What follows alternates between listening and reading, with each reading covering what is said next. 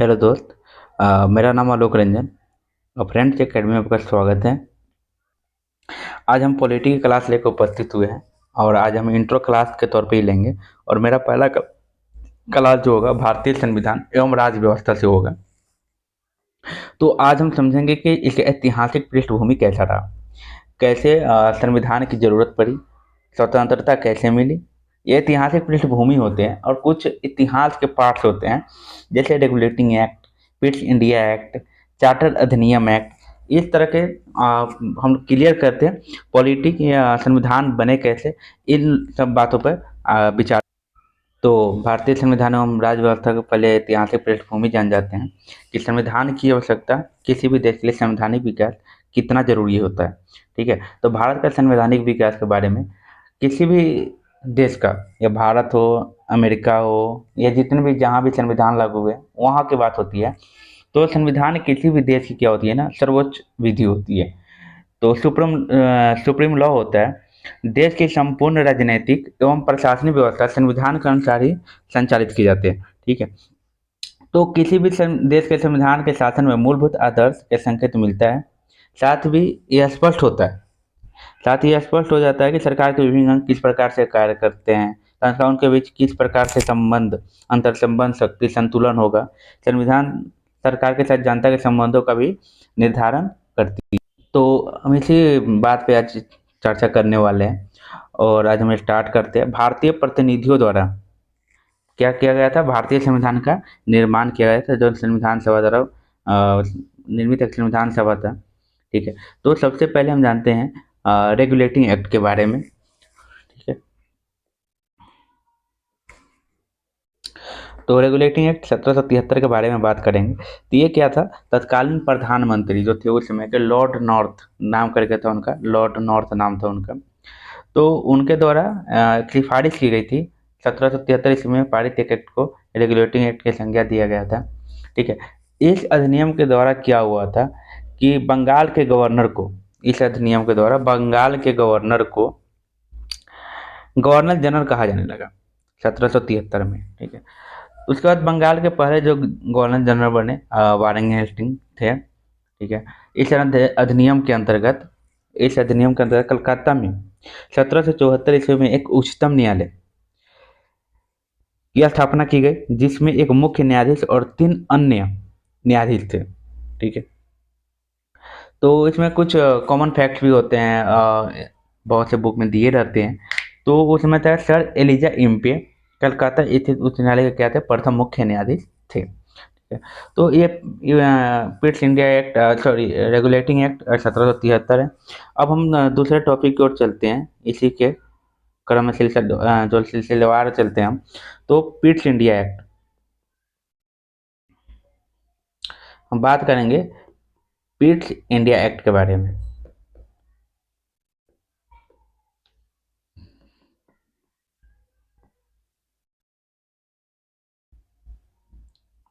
Pitt's India act के बारे में, पिट्स इंडिया एक्ट कब हुआ, 1784, चौरासी में ये लाया गया था। इस एक्ट का क्या प्रावधान था, क्या था, इस पर भी हम बात करते हैं अभी।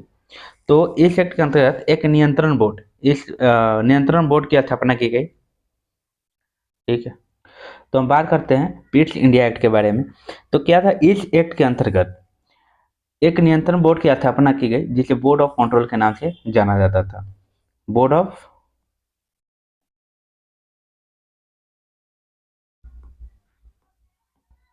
बोर्ड ऑफ कंट्रोल, ठीक है, के नाम से जाना जाता था। सैनिक तथा असैनिक, एक मिनट, अब इसमें क्या था, सैनिक तथा असैनिक तथा राजस्व संबंधी मामलों को नियंत्रण बोर्ड के अधीन कर दिया गया। ठीक है, भारत में गवर्नर जनरल परिषद की संख्या 4 से बढ़ाकर 6 कर दी गई। कंपनी के व्यापारिक तथा राजनीतिक कार्यों को एक दूसरे से क्या किया गया, अलग कर दिया गया। क्या, कंपनी तथा कंपनी के व्यापारी, जो ईस्ट इंडिया कंपनी जो इंडिया पे, सॉरी यहाँ पे ये ईस्ट इंडिया कंपनी था, ईस्ट इंडिया कंपनी थी। ये क्या था, ईस्ट इंडिया कंपनी क्या था, ये कंपनी के व्यापारिक तथा राजनीतिक कार्यों को एक दूसरे से अलग कर दिया। अब जो व्यापारी वर्ग होंगे वो व्यापार करेंगे और राजनीतिक वर्ग के लिए अलग से व्यवस्था किया गया। ठीक है, मतलब अलग रहेंगे। कंपनी जो पहले किया था व्यापारी ही शासन करने लगे, तो वो हटाकर यहाँ पे ये कहा गया कि नहीं, अब मतलब व्यापारी अलग होंगे और राजनीतिक जो होंगे वो कार्य अलग।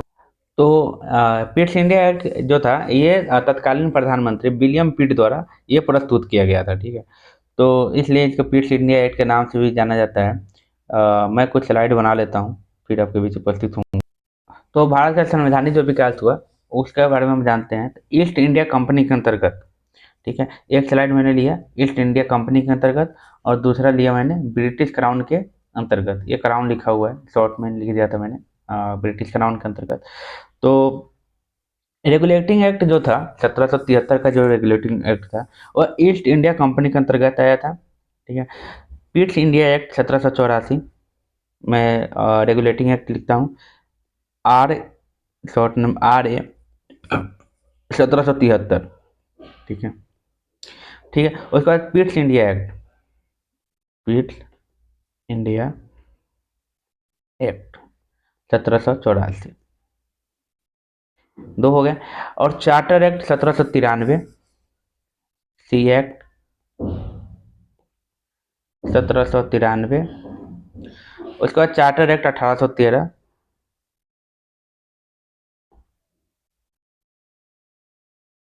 फिर चार्टर एक्ट 1833,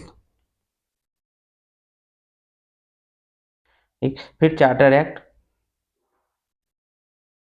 1853।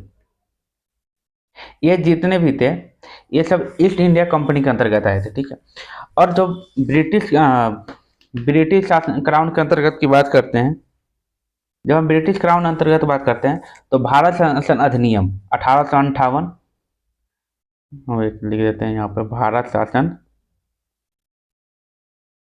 अधिनियम भारत 1858,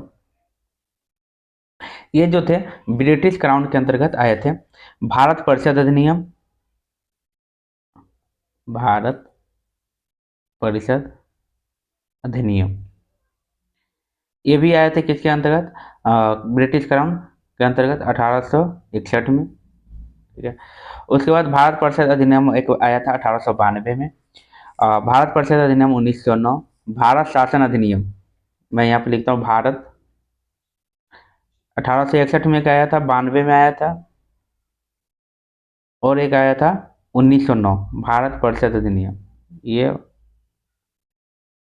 परिषद अधिनियम 1909, ये सब क्राउन ब्रिटिश क्राउन के अंतर्गत आए थे।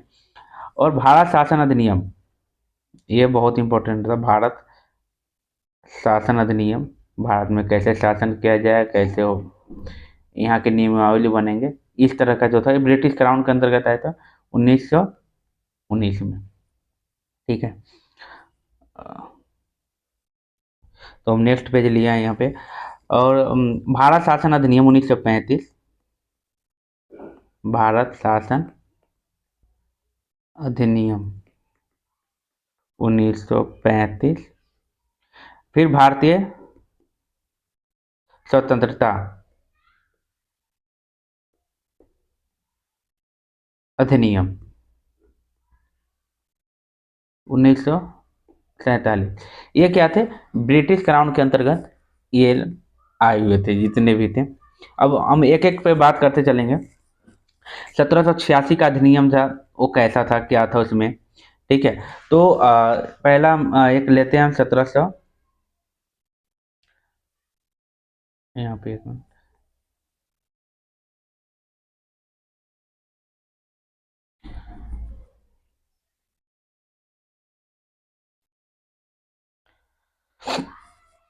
तो 1786 का अधिनियम क्या था, इस अधिनियम के द्वारा गवर्नर जनरल लॉर्ड कॉर्नवालिस के मुख्य सेनापति जो थे, मुख्य सेनापति की शक्तियां प्रदान की गई थी लॉर्ड कॉर्नवालिस को।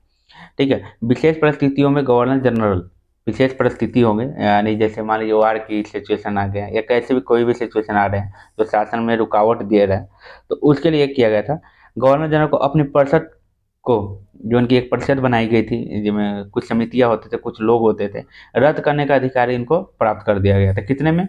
1786 का अधिनियम जो था उसके अंतर्गत। ठीक है, 1786 के अंतर्गत अ, विशेष परिस्थिति में गवर्नर जनरल को अपना परिषद का जो निर्णय उन पर बाध्य किया गया था उसको खत्म करने का, मतलब वो रद्द कर सकते थे, अपने अनुसार कार्य कर सकते थे, ऐसा वहां पर प्रावधान कर दिया गया था। उसके बाद आते हैं चार्टर अधिनियम।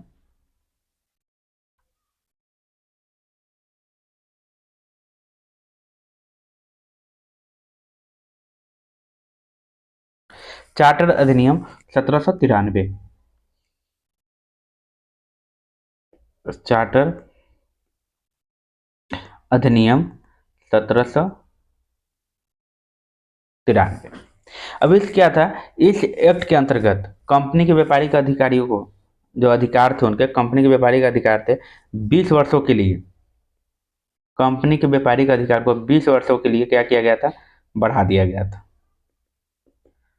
बढ़ा दिया गया। ठीक। बोर्ड ऑफ कंट्रोल के जो अधिकारियों थे वो भारतीय को, उनका जो वेतन होता था वो भारतीय कोष से दिया जाने लगा था। गवर्नर जनरल का बम्बई तथा मद्रास प्रेसिडेंसियों का पर स्पष्ट अधिकार हो गया। जो गवर्नर जनरल थे उनका क्या था, बम्बई, उस अभी मुंबई बम्बई भी बोलते थे उसमें, बम्बई तथा मद्रास के प्रेसिडेंटियों पर क्या था, स्पष्ट तौर पे उनका अधिकार हो गया था। ठीक है, अब नेक्स्ट टॉपिक लेते हैं हम, चार्टर अधिनियम 1813।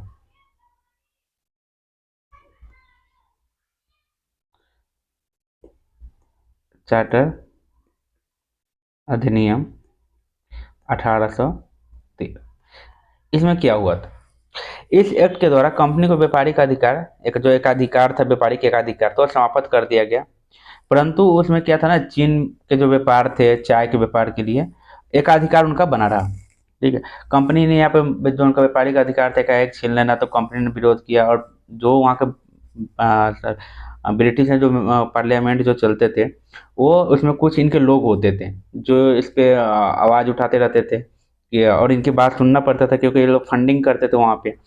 तो व्यापारिक समूह के दबाव के कारण पार्लियामेंट में कुछ लोगों के द्वारा कानून थोड़े दबाव बनाया गया था, जिसमें चीन के व्यापार एवं चाय के व्यापार पर जो व्यापारिक अधिकार था वो इनका रह गया था, और बाकी जो अधिकार था कि नहीं, अब और भी कंपनियां आएंगी और यहाँ पर अधिकार का एक अधिकार जो था ईस्ट इंडिया कंपनी का वो खत्म कर दिया गया था। ठीक है, फिर यहाँ पे क्या था, कंपनी को अगले 20 वर्षों के लिए भारतीय प्रदेशों तथा राजस्व पर नियंत्रण करने का अधिकार दे दिया गया था। सभी अंग्रेज व्यापारियों का भारत से व्यापार करने की छूट प्रदान की गई। चार्टर अधिनियम 1813, मतलब एक तरह से एक कह सकते हैं कि एक तरह से अधिकार समाप्त किया गया, एक तरह से अधिकार उनको और दे दिया गया, बढ़ावा दे दिया गया, ऐसा बोल सकते हैं। ठीक है, इस एक्ट के अंतर्गत भारतीयों की शिक्षा के लिए, जो भारत में जो शिक्षा के बढ़ावा देना था, प्रतिवर्ष 1 लाख रुपए जो था वो कहा गया कि चार्टर अधिनियम 1813 में हर वर्ष 1 लाख रुपए भारतीयों की शिक्षा पर खर्च गया, वो भारतीयों के लिए था, ये नहीं कि कोई और के लिए, भारतीयों के लिए था। ईसाई मशीनरी जैसे प्रचार करते हैं, अभी देखते हो ये है कि भारत में तो अभी संविधान बन गया, धर्मनिरपेक्ष है और राज्य इसमें कुछ नहीं कर सकता। फंडामेंटल राइट में एक जिक्र भी किया गया है कि व्यक्ति की स्वतंत्रता है और वो अपना क्या करे, जहाँ भी चाहें अपने धर्म के प्रचार कर सकते हैं, कोई मतलब दबाव दिए बिना। ठीक है, तो इसी तरह धर्म प्रचार जो था उनका, ईसाई जो थे, अंग्रेज मूलतः ईसाई ही थे, उनको धर्म प्रचार के लिए क्या था, इंडिया में छूट प्रदान कर दिया गया, किसके तहत, चार्टर अधिनियम 1813 के अंतर्गत। अब बात करते हैं चार्टर अधिनियम 1833। जैसा कि आप देख रहे हैं, चार्टर अधिनियम जो थे वो 20 वर्षों पर लाए गए थे। ठीक है, तो चार्टर अधिनियम 1813 में कंपनी को अधिकार दिया गया था कि आप चीन के साथ जो चाय की व्यापार है उसको आप जारी रख सकते हैं। ठीक है, लेकिन चार्टर अधिनियम 1833 में ये अधिकार क्या क्या कंपनी के साथ ये छीन लिया गया था। ठीक है, मतलब पूर्णतः समाप्त कर देते। अब उसे केवल राजनीतिक कार्य करने ही थे, मतलब पॉलिटिकल काम ही करने थे। ठीक, राजस्व पर कंपनी के अधिकार को पुनः 20 वर्षों के लिए बढ़ा दिया गया। राजस्व पर जो रेवेन्यू जो थे उस पर जो आधार थे, उनके अधिकार थे, वो 20 वर्षों के लिए पहले से भी थे, लेकिन 20 वर्षों के लिए और एक्सटेंड कर दिया गया, यानी कि बढ़ा दिया गया। बंगाल के जो गवर्नर जनरल थे अब भारत के गवर्नर जनरल हो गए। मतलब जो बंगाल एक प्रेसिडेंसी के थे बंगाल के, अब वो पूरे भारत यानी कि बंगाल का अलग होता था पहले, मुंबई बम्बई जो बोलते हैं उसका अलग था, मद्रास का अलग था। ये सबको मिलाकर क्या किया गया, भारत का गवर्नर जनरल बना दिया गया। जितने भी प्रेसिडेंसी थे उनको खत्म करके सीधा अब एक हो गया भारत का गवर्नर जनरल। ठीक है। और विलियम बेंटिंग को पहली बार भारत को गवर्नर जनरल बनाया गया था। गवर्नर के परिषद विधि के सदस्य के रूप में लॉर्ड मैकाले को शामिल किया गया था। विधि सदस्य यानी कि कानूनी सलाहकार के रूप में लॉर्ड मैकाले को शामिल किया गया। ठीक है। 1834 में मैट लॉर्ड मैकाले जो थे, आप लॉर्ड तो हम बोलेंगे नहीं, मैकाले लॉर्ड जब थे तब थे, अब ये लॉर्ड है नहीं। अब तो सिर्फ मैं उनका नाम ही लूँगा। लॉर्ड का मतलब क्या, जब वो शासन करे तब लॉर्ड थे, अब लॉर्ड क्या, लॉर्ड हटाएंगे। ठीक है। 4 सदस्यीय विधि आयोग का गठन किया गया था। ये 1834 में किया गया था। 1833 में अधिनियम पास हुआ और 34 में मैकाले द्वारा 4 सदस्य के विधि के गठन के रूप में किया गया। ठीक है। और इसी एक्ट के अंतर्गत एक विधि आयोग की स्थापना की गई। एलन बोरो तथा दास प्रथा को